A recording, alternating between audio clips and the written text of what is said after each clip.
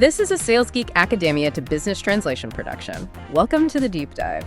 Our mission, as always, is to take some pretty high-level academic research, the stuff that's often kind of dense and locked away, and boil it down into practical advice, stuff you, as a sales leader, can actually use today. Exactly. And today we're tackling something we see all the time in B2B sales, but maybe don't fully understand: using humor. I mean, almost every seller tries it, right? Crack a joke, lighten the mood. But does it actually help close deals? Or could it, backfire? Yeah, that's the million-dollar question. So we really dug into the source material here, specifically a really key study from 2018 by Lunardo and colleagues. They were laser-focused on this. How effective is humor when sellers use it in those complex, long-term business relationships? The idea is to get past the guesswork, Are your team's jokes actually building bridges or maybe burning them? Right. The researchers asked a really critical question. Does humor help sellers build that crucial trust?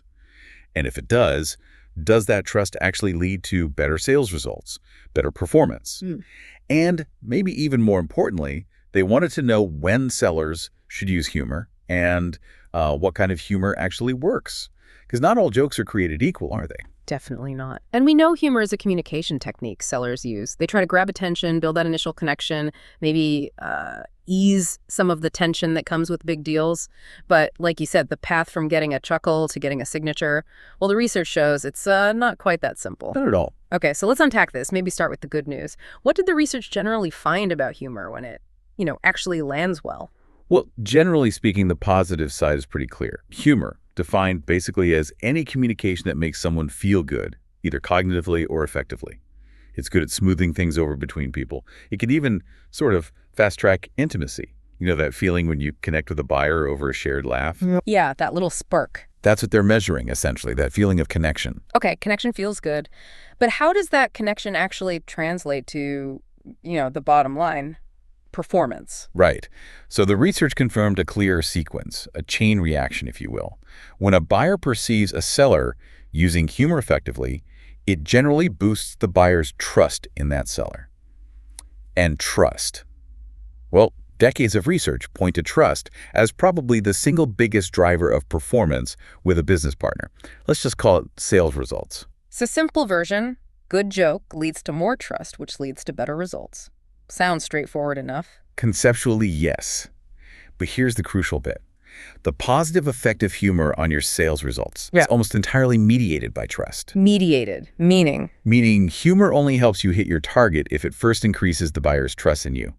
If you tell a joke and trust doesn't go up, or worse, if it goes down, your performance isn't going to improve. It might even suffer, no matter how funny you thought you were. Okay. So trust is like the gatekeeper. Humor has to get past trust to have any positive impact on the actual sale. Exactly. Trust is the necessary middleman. And you said, generally speaking, earlier, I'm sensing a but coming. That's where it gets tricky, right? That is absolutely right. This is where we move from just, general advice about rapport into real actionable strategy. Because timing, it turns out, is everything.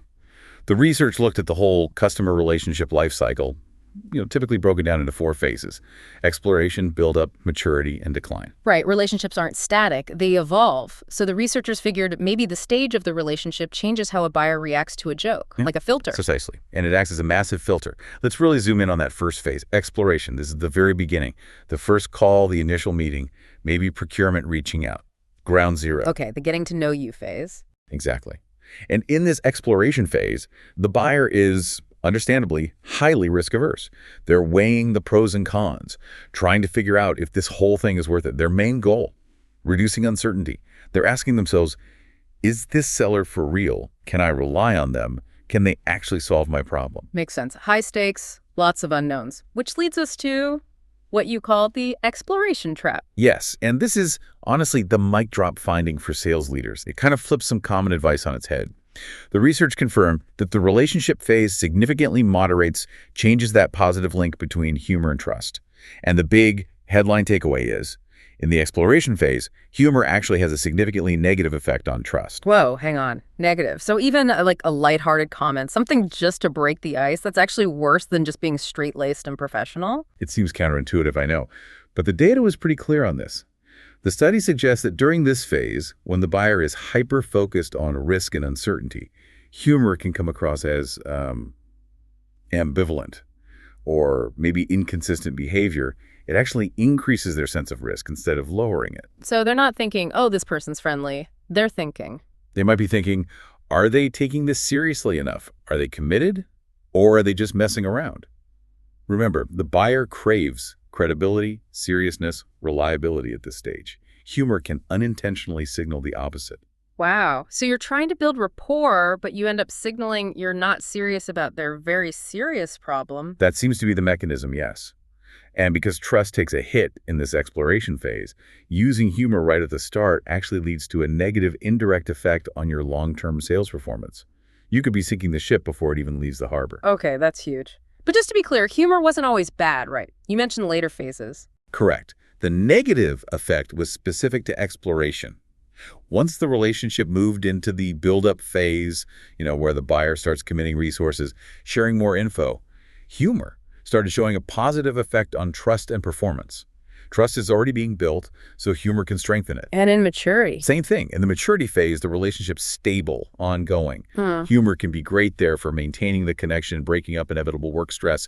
It's really that initial exploration phase that's the danger zone. You basically have to earn the right to be funny with that client. Okay, so timing is boundary number one. Critical.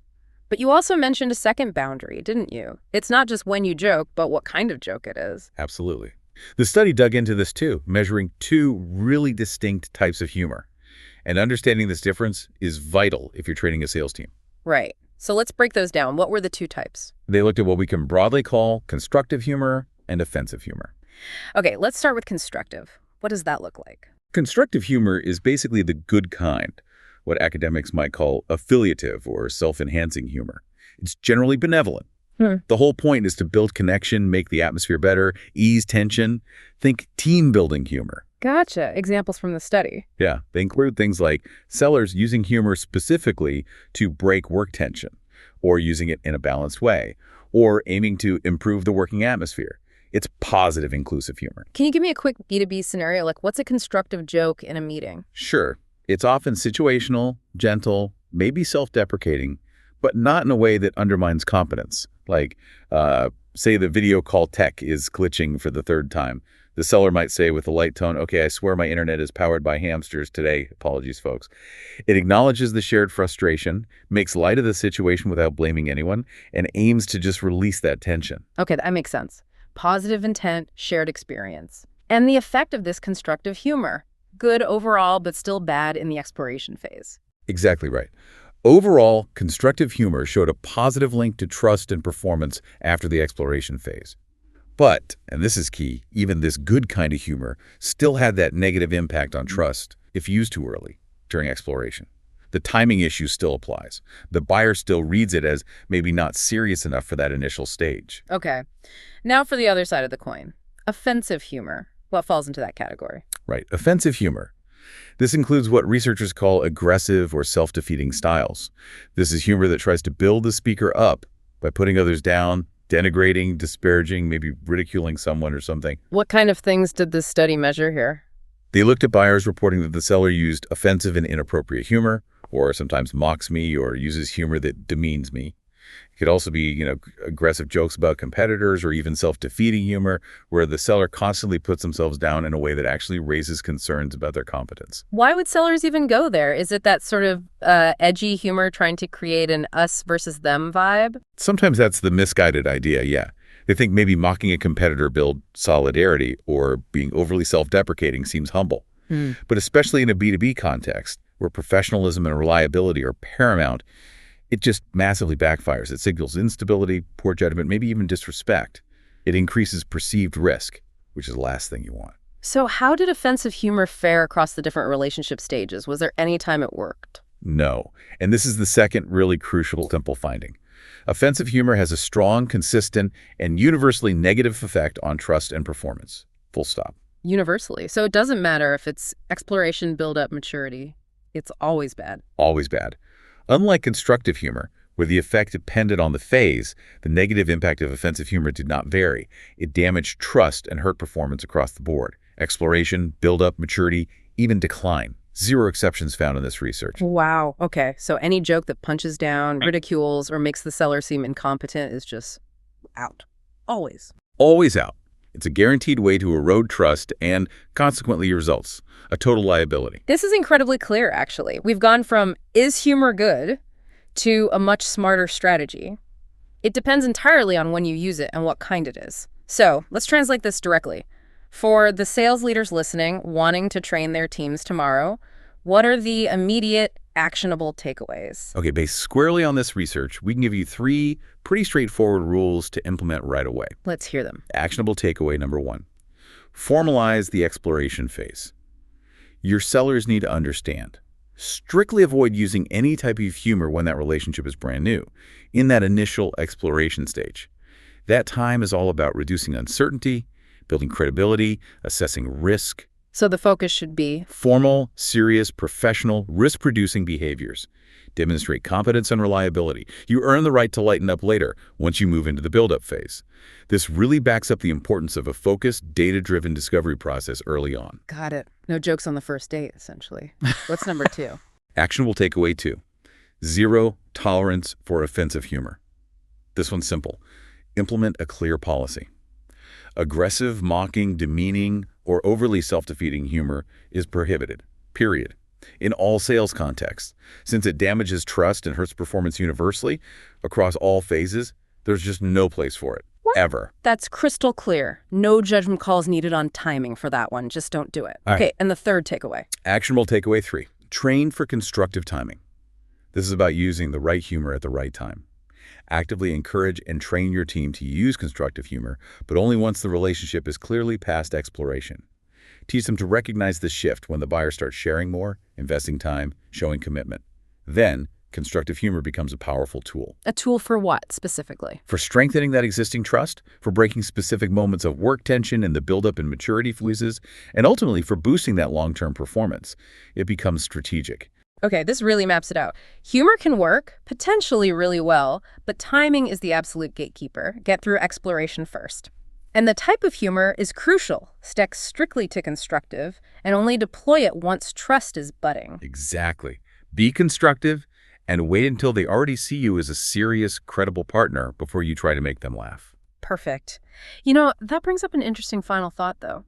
The research mostly looked at how perceived humor affected existing levels of trust, right? We saw low trust in exploration makes humor risky. Right. But what if it works the other way, too? Could having a really high baseline of trust, say, in a mature relationship, actually create a kind of safe space? Does strong trust maybe allow a seller to get away with a slightly riskier joke, or protect them if a well-intentioned joke doesn't quite land perfectly? That's a fascinating question. Does high trust act as a buffer, giving you more leeway for humor? Or is trust simply the necessary foundation before any humor can land well? That interplay. Yeah. Yeah, that's definitely something worth exploring further. Food for thought. Excellent. Yeah. This has been another Sales Geek Academia to Business Translation production.